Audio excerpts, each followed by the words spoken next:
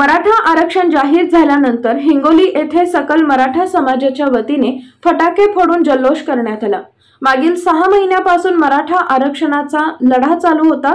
त्यासाठी मनोज जरांगे पाटील यांच्यासह करोडो समाज बांधवांसह मुंबईत दाखल झाले। 27 जानेवारी रोजी राज्याचे मुख्यमंत्री एकनाथ शिंदे यांनी मनोज जरांगे पाटील यांच्या उपस्थितीत आरक्षण जाहीर होताच हिंगोलीमध्ये गांधी चौक येथे मराठा समाज बांधवांनी विजयी जल्लोष साजरा केला।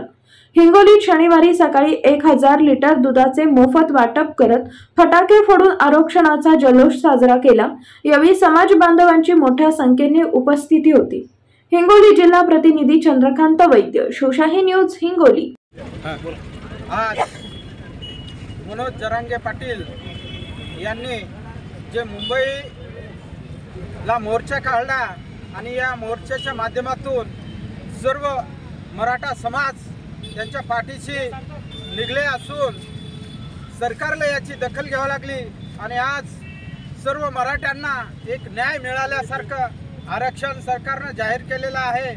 असं मनोज जरांगेंचं सर्व मराठ्याच्या वतीनं हार्दिक अभिनंदन आणि सर्व मराठी बांधव हे मनोज जरांगे यांच्या पाठीशी आहेत। या आरक्षणच्या माध्यमातून मनोज जरांगे पाटील यांनी हा लढा दिला।